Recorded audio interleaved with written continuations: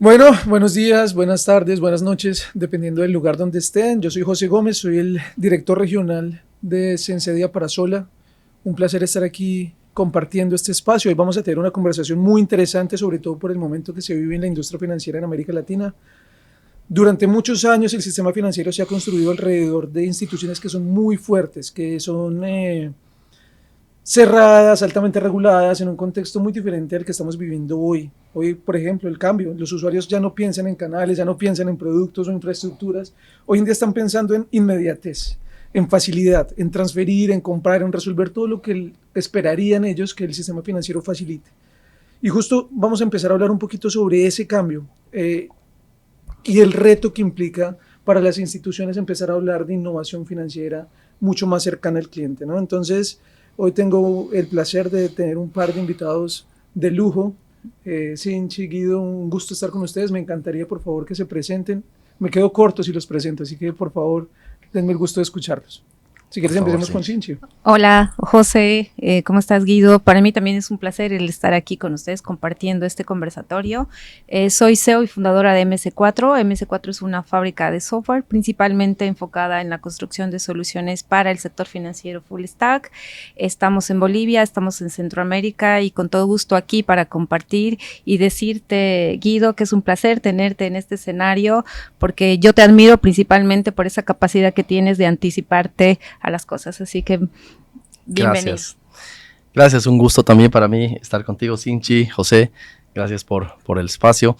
Yo estoy ya 14 años liderando ATC Red Enlace. ATC es una empresa del sistema tradicional, del ecosistema de pagos tradicional en Bolivia, pero hoy, hace algunos años, ya con una visión mucho más abierta y con la necesidad precisamente de que a partir de la innovación y las nuevas tecnologías podamos ofrecer servicios y democratizarlos, no solamente a través de nuestros canales, sino también brindar tecnología e infraestructura para que terceros puedan utilizar en sus propios canales nuestras rieles de pago. Así que muy contento y gracias por la presentación, José, y Sinchi, un gusto estar contigo. Bueno, vamos a hacer esta conversación bien dinámica, muchachos. Tenemos mucho tema por conversar. Así que bueno, empecemos con algo que me parece clave en este contexto actual que estamos hablando de cambios drásticos a nivel de dinámicas en el sector financiero. Y lo primero es el valor de la anticipación, Guido. Creo que aquí hay algo que es bastante importante. Hemos visto cómo ha evolucionado el mercado, cómo evoluciona la regulación en la misma línea que evoluciona el mercado, pero también vemos que hay algunas entidades que entienden ese contexto, que entienden el futuro, que son capaces de anticiparse y ven el valor en esta anticipación. Y justamente por ahí me encantaría que empezáramos a conversar contigo, Guido, porque ATC se ha caracterizado por esto, por esa visión que ustedes tienen de entender qué es lo que va a pasar más adelante, entender cómo ustedes pueden jugar un rol que sea cada vez más relevante, y eso ha hecho que tengan la posición que tienen hoy en el mercado boliviano. Entonces, básicamente la pregunta, amigo, para que empecemos es, ¿qué es lo que ustedes vieron en ese momento y que han visto durante los últimos años como catalizador para empezar a evolucionar? ¿No? ¿Qué es lo que ustedes están viendo y cómo se inspiran y cómo innovan? Y específicamente creo que podemos empezar a hablar de lo que ha pasado con el tema de pagos inmediatos, que creo que es bien interesante. Pero cuéntanos un poquito cómo ha sido ese camino de la anticipación y cómo eso se volvió una parte del ADN de ustedes en ATC. Mira, me voy a referir precisamente tal vez a los últimos 5 o 6 años, donde creo que un hito para todos, ¿no? Hablando de este último tiempo, ha sido la pandemia, ¿no? La pandemia ha representado sin duda alguna un acelerador a todo nivel de diferentes, no solamente tecnologías, hábitos, prácticas empresariales. Ha sido sumamente disruptivo y desafiante para todos. Creo que un poco la anticipación viene dada en una parte por el entorno, por el contexto, lo que uno vive, lo que uno está pasando, los desafíos que se le presentan a uno, que en muchísimos casos, caso pandemia, no están en manos de uno resolverlos, ¿no? Simplemente uno le toca adaptarse. Entonces, el entender ese contexto creo que es en principio, y esos desafíos traen un escenario. Lo segundo también son las limitaciones que uno pueda tener, las limitaciones en términos ya sea empresariales y de mercado, y le voy a dar un poco más de contexto. Nosotros, decía, somos el adquirente del país, el adquirente más importante del país. En Bolivia hay cerca a 7 millones de tarjetas, pero no más de 50,000 terminales. Y si llevamos esos números hace 5 o 6 años atrás, la situación era muy parecida, tal vez algunos números un poco menores, pero muy parecida. Y por lo tanto, el poder llegar a la gente y que la gente realice sus pagos, el efectivo, el enemigo, no queremos tocar efectivo, no queremos tener contacto ni podíamos tener contacto con las personas. Entonces, por una parte, una situación exógena, una pandemia, y por otra, una realidad de infraestructura desafiante, hacen que la manera de poder llegar y pagar sea no el pago sin contacto, porque con una terminalización mucho más profunda, el pago sin contacto con tarjeta hubiera sido la solución, no fue el caso de Bolivia, y ahí creo que la mirada del QR, en nuestro caso tuvimos una iniciativa en ATC con una fintech que tuvo un periodo de tiempo, pero nos dimos cuenta sin duda alguna la necesidad y la importancia de poder interactuar consumidores, comercios, con una tecnología como el QR, y ahí es que vienen los pagos inmediatos. En paralelo hubo una iniciativa de los bancos, pero ya nosotros un poco vimos la necesidad y la oportunidad de encontrar tecnologías, no solamente en la nuestra, porque también uno tiene una mirada de, ok, yo he nacido y soy procesador de tarjetas, y claro que creo que el primer gran desafío es ese, el poder quitarse y despojarse de esos egos que uno de repente tiene, o de las seguridades que puede tener en el tiempo. Hay muchos ejemplos donde por esa falta de visión las empresas han terminado quebrando. Entonces, saber que hay otros participantes, hay otras tecnologías, el aprender de las limitaciones y las oportunidades que se presentan, y el entender entonces que uno puede ser parte de esas tecnologías, ha representado para nosotros dar el paso de incorporar tal vez con mayor anticipación esta forma de transacción, los pagos inmediatos, que hoy día representan prácticamente la mitad del negocio para nosotros, ¿no? Además, el contexto en Bolivia con tarjetas estos últimos años ha sido muy adverso, y por lo tanto esa anticipación y esa mirada que en su momento por la situación y después creo Bolivia vive continuamente diferentes desafíos, sí, pero nos ha permitido hoy día tener un negocio estable y creciente y con mucha proyección. Qué bueno, Guido, y además esto siempre suele tener dos caras de, una moneda, de la misma moneda, ¿no? O sea, por un lado vemos instituciones que tienen esa capacidad de anticipación, que son capaces de entender qué es lo que tienen que hacer para poder responder ante estos cambios de dinámicas, pero por otro lado vemos algunas empresas, Misinchi, que tienen esa limitación, que ellos, por ejemplo, no son capaces de entender que hay una necesidad que va más allá de simplemente un cumplimiento regulatorio. Y no es un tema de capacidad, realmente, ahí corrijo, es un tema de asumir el riesgo de poder dar ese paso para poder estar un poco adelante de las dinámicas que están llegando. Entonces, pensando en eso, ¿cuál es el riesgo para estas empresas que hoy en día no toman esa decisión de anticiparse y que simplemente están esperando que esas dinámicas lleguen a ellos, que deban cumplir con un marco regulatorio, que el mismo mercado reaccione en contra, tal vez perdiendo algunos clientes, y ellos no habiendo visto la necesidad de anticiparse? ¿Cuál es el riesgo que ellos corren? Bueno, yo considero que existen dos riesgos importantes, José. El primero está relacionado con la deuda técnica, que cuando llega la regulación se vuelve impagable.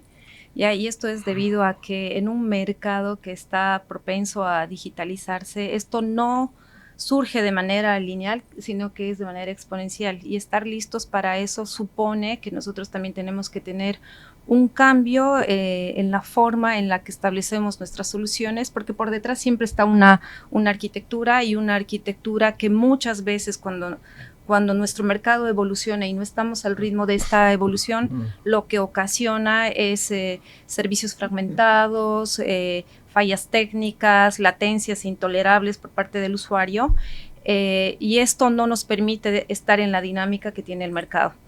Por otro lado, una de las grandes complicaciones también, o las que vemos como jugadores dentro del mercado, es que existen estos players que están listos, típicamente son las fintech, que no necesitan una autorización del regulador, pero sin embargo han nacido con algo que nos diferencia, ¿no? Y este algo es su ADN, que es tecnológico, que tienen una base tecnológica, y entrando un poquito más en temas técnicos, tienen una arquitectura moderna, están basadas en APIs, son componibles, trabajan con identidad federada, con Auth0, y esto hace que justamente cuando llega la regulación en un mercado donde no solamente están operando entidades financieras, sino que también fintech, las fintech son las primeras en habilitarse dentro de una regulación. Entonces, aquí la invitación es, todos podemos estar listos, no necesitamos que la regulación llegue para impulsar la innovación, sino que tenemos que estar en movimiento para que cuando el momento llegue, nosotros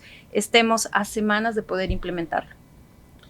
Clarísimo, y digamos, vamos a empezar un poquito ahora a darle profundidad a la conversación, ¿no? Ya entendemos el valor de la anticipación, ahora bajemos un poquito lo que está pasando, ese caos financiero que se está empezando a generar ahora en este nuevo contexto. Entonces, antes el mapa era muy claro, no teníamos bancos, tarjetas, POS, transferencias, efectivo, y se acabó. Así es. Hoy estamos hablando de, a ver, por aquí ya tengo apuntado, pagos inmediatos, QRs, wallets, stablecoins, rieles locales, rieles globales, los actores tradicionales que por supuesto aún tienen una injerencia en el ecosistema muy relevante, jugadores tecnológicos nuevos actores involucrándose en este ecosistema. ¿Cómo hace, Guido, esta pregunta es para ti, cómo hace un gestor, una persona que es responsable por dirigir la estrategia de una compañía para priorizar dónde invertir, para priorizar qué tecnología tengo que priorizar o escoger, dónde apostar para empezar a tomar decisiones estratégicas que no se vean simplemente afectadas porque algo está de moda o porque algo está en tendencia, sino en realidad cómo se toman esas decisiones en un contexto que evoluciona con tanta velocidad? Mira, José, yo creo que lo primero y más relevante es una mirada interna y replantear la visión, ¿no? Cuando uno es el único o la tecnología que uno utiliza es la única, por supuesto que tiene una visión, un norte, pero cuando surge un escenario como el que comentas, indudablemente, creo que el primer gran desafío es mi visión cambia, mi rol cambia y por lo tanto me toca no solamente competir, sino integrar y cambia el rol, ¿no? Creo que esa es la primera decisión importante y es pasar de ser un gestor de pagos a un orquestador de pagos. Esa es un poco la visión que tenemos. ¿En qué invertir? ¿Qué tecnologías adoptar? Creo que es una pregunta súper interesante. Lo primero que nosotros hacemos y pienso que debería hacerse es entender primero el valor de cada una de estas tecnologías, el aporte que pueda tener para el negocio y para la propuesta de valor que uno pueda presentar y plantear.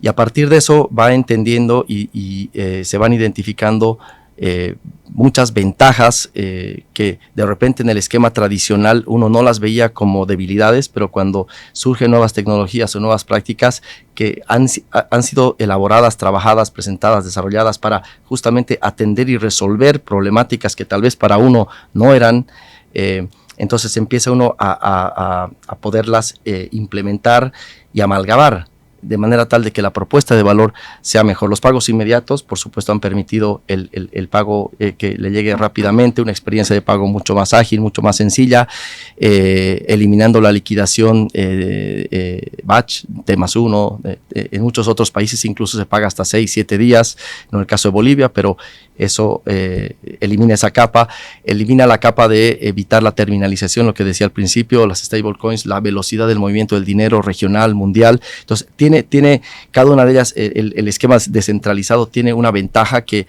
al poderlas utilizar, combinar, primero entender y después combinarlas, creo que permite que uno pueda después ofrecer una mejor propuesta de valor y en el rol nuestro ser el orquestador, no solamente complementar nuestra propia propuesta de valor, sino también ocupar un rol de facilitar la tecnología para que fintechs o cualquier otro agente o actor que quiera sumarse o participar en el sistema financiero lo haga, sabiendo que detrás tiene una entidad que respalda y ha sido y es regulada y ha tenido y tiene muchísimos años de experiencia en todo lo que es la gestión de seguridad y de pagos, ¿no?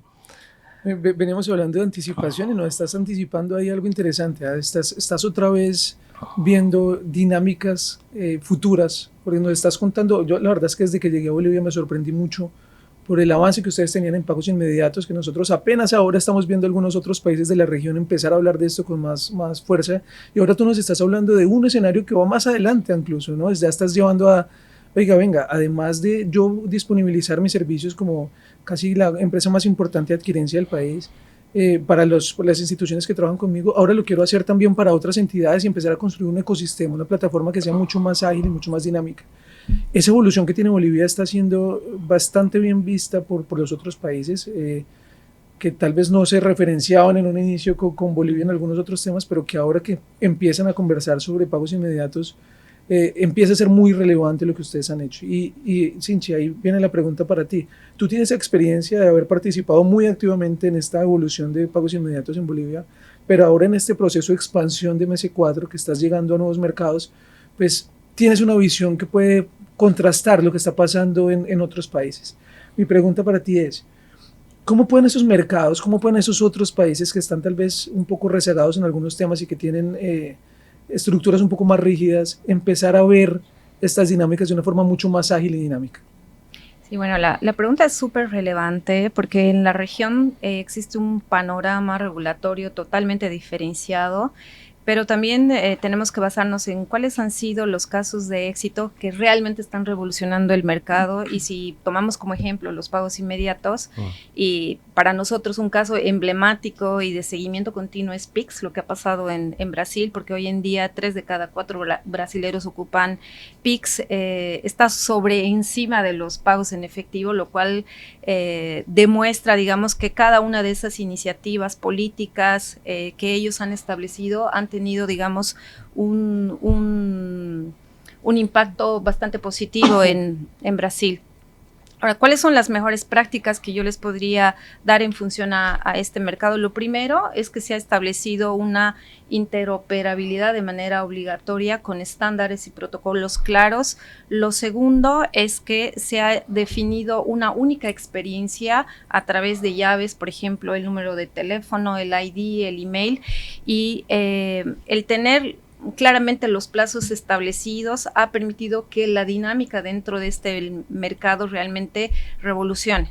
Por otro lado, el caso de Bolivia es también interesante de analizar porque también este es un caso en el cual no solamente ha participado el Banco Central, sino que ha sido un conjunto de bancos que establece un estándar y que de alguna manera también definen plazos para su implementación, y esto ha hecho que desde el 2020 en adelante se crezca de manera exponencial dentro del mercado boliviano este tipo de pagos que antes de esta solución eran muy escasos los pagos digitales. Entonces, ¿qué es lo que podemos sacar, digamos, como buenas prácticas? Es que nosotros tenemos que enfocarnos en la región, en primero identificar quién es el órgano rector o regulador que va a centralizar, y a través de este se van a empezar a establecer los estándares y los protocolos. Lo segundo, establecer un calendario de implementación, y lo tercero, tratar de unificar la experiencia de los usuarios.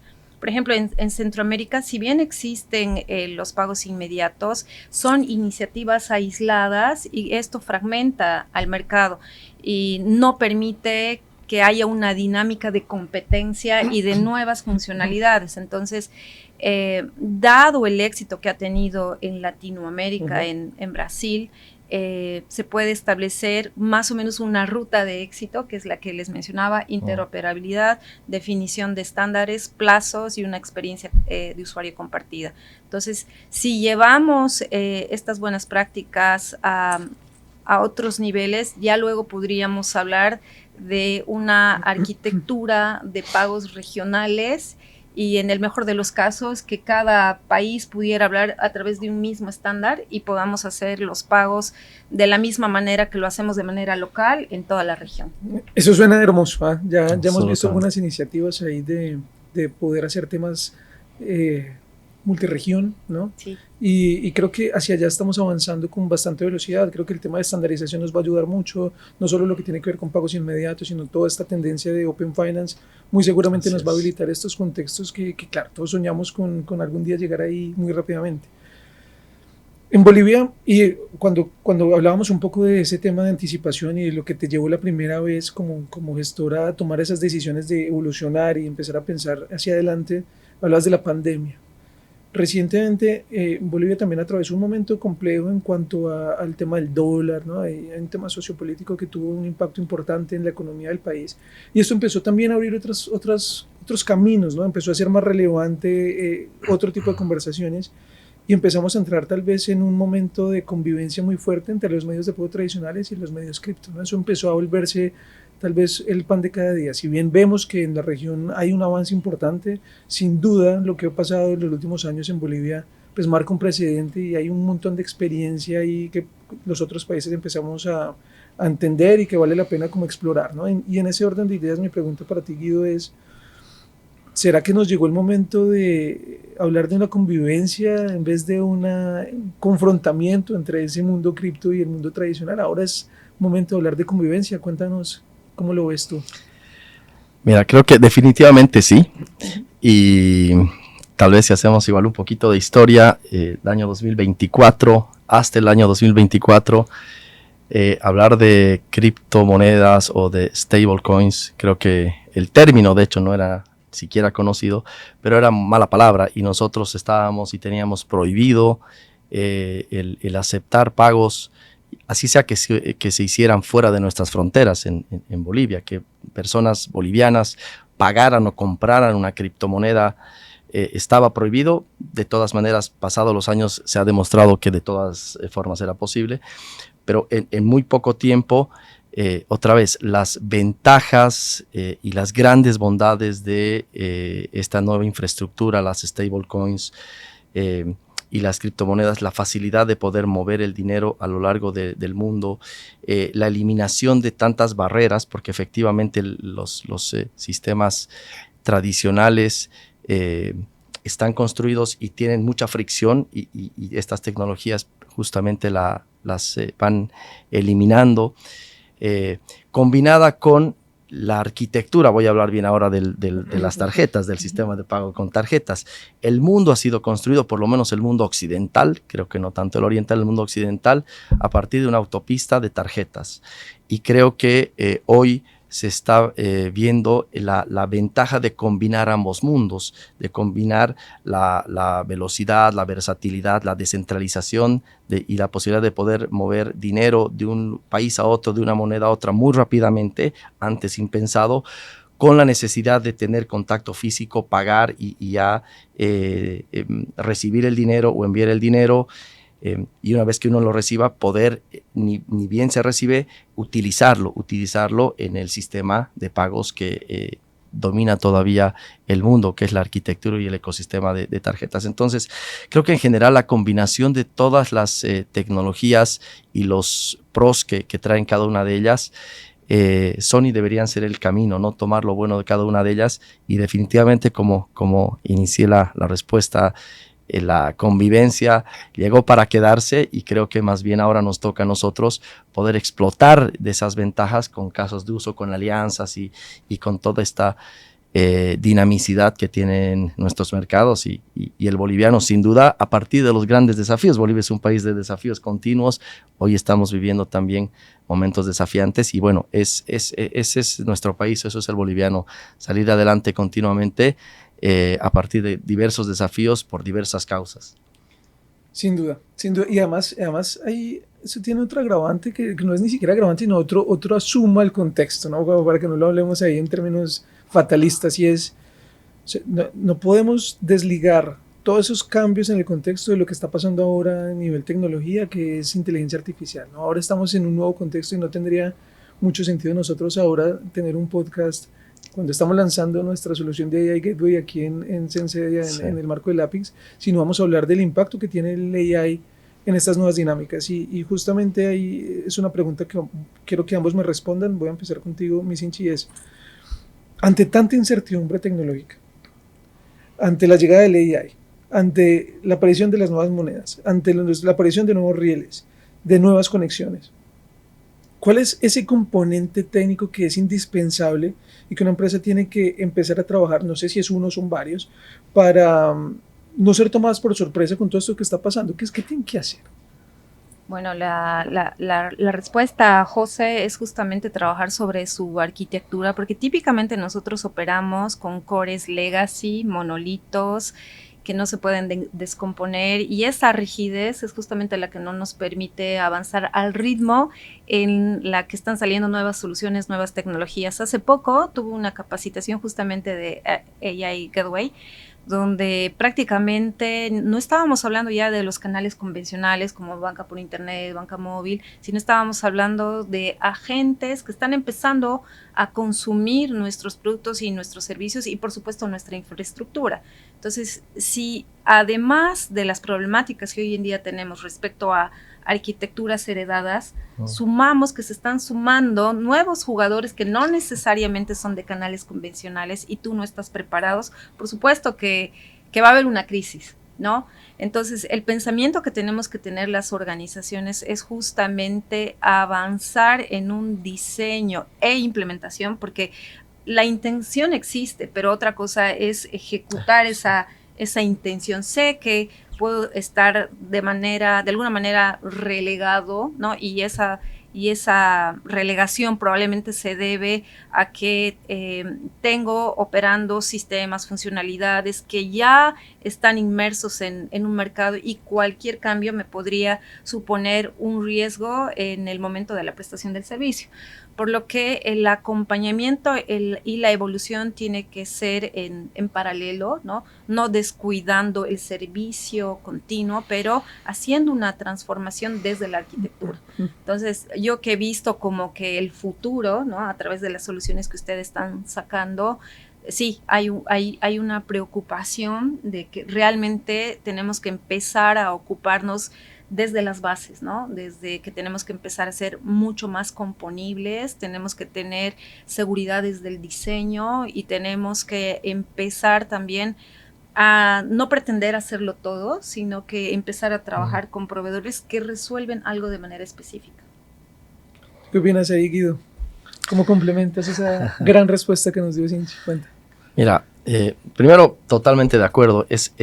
Creo que uno de los desafíos empresariales es ok, ¿y cómo abordo el problema ahora? Ya corresponde hacerlo. Y entonces, ¿por dónde empiezo?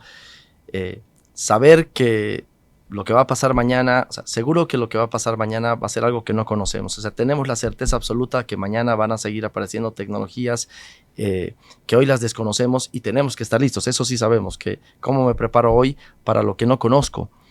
Y sin duda alguna que tener arquitecturas mucho más flexibles y adaptables son el camino, y es cierto, ¿por dónde empezar? Seguramente por aquello que te pueda traer a priori mayor beneficio o donde puedas de repente tener mayor dolor y pueda ser un foco para poder arrancar. Pero también los equipos humanos, ¿no? La gente, creo que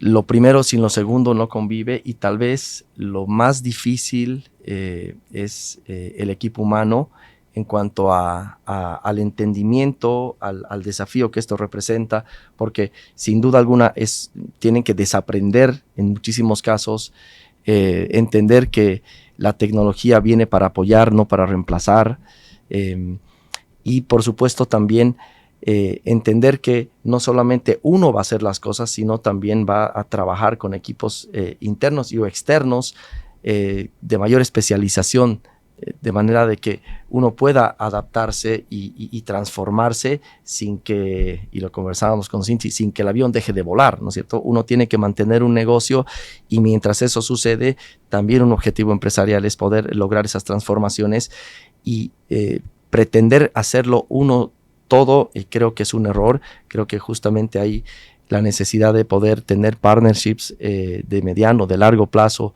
es más que relevante, y por tanto el apoyo al equipo para que logre y se entienda y después acompañe todo este proceso. Sin duda esa capacidad de ser componible no se limita al contexto técnico, es una capacidad que debe transgredir este ámbito y tiene que llegar también a cómo se conforman los equipos, cómo se preparan los equipos y demás. Entonces ahí muy alineado con lo que ustedes dos dicen. Y por otro lado también, y me permito sumar a la respuesta que ustedes dieron, además de ahora diseñar muy bien una arquitectura y de poder pensar hacia adelante utilizando las herramientas con las que hoy tenemos la capacidad de trabajar, pues hay un aspecto que es muy importante y es el gobierno. Claro, tenemos más herramientas, tenemos lenguajes ahora de inteligencia artificial que nos permiten ser mucho más eficientes, pero si simplemente nos enfocamos en la eficiencia, en la creación de nuevas cosas y en crecer y en crecer y en crecer, sin gobierno vamos a empezar a dejar unos vacíos en el camino que más adelante van a poder empezar a perjudicar mucho más, no solo en términos de costos, lo que nos va a costar a nosotros sostener todo eso, sino en realidad en términos de seguridad y en términos de escalabilidad. Creo que empezamos a tener unos vacíos muy importantes. Así que AI funciona muy bien, pero se tiene que gobernar. No solo es utilizar las herramientas, sino cómo puedo ser más eficiente y más seguro a la hora de utilizarlas. Muy contento de haberlos tenido hoy aquí. De verdad, muchas gracias. Compartir este espacio con dos amigos que además conocen muy bien del ecosistema financiero, ecosistema de pagos, con una experiencia espectacular de lo que está pasando en Bolivia. Muy contento. Espero que no sea la última vez que tengamos este tipo de espacio y que además ustedes hayan disfrutado bastante el poder tener esta buena conversación. ¿Ah? Muchas gracias y siempre bienvenidos a Sensidia Talks, ¿no? Muchas gracias, José. Muchas gracias, Sensedia. Gracias, gracias. Muy contento de estar con ustedes. Gracias. Gracias, amigos.